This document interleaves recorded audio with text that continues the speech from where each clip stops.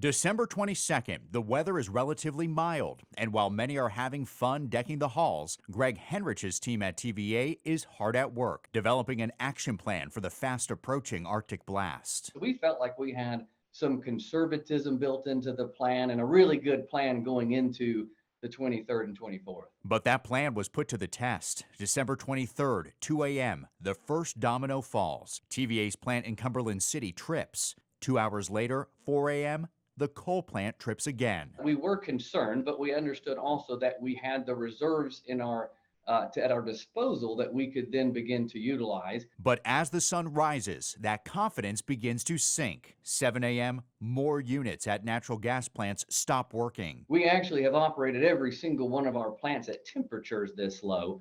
But the difference between that and this storm was this storm had some characteristics that we probably underestimated. This storm was unique for three reasons: the rain leading up to the Arctic air, a huge temperature drop in a few hours, and gale force winds that led to flash freezing. In a snap, TVA lost 20% of its energy generation and implemented rolling blackouts for the first time in its history. Henrich says communication was one of their biggest challenges. From midnight to 9 a.m., this entire event unfolded. Well, that's what took the hit, is how we weren't prepared to understand how do we communicate both with our local power companies and the general public in that kind of time horizon. During the daytime hours on the 23rd, some warming took a little pressure off the grid, but by nightfall, the problems were back. That night, TVA set an all-time winter record for energy use. The morning of the 24th, as many are preparing their Christmas Eve dinner, TVA alerts the Valley's 153 local power companies to begin a second round of blackouts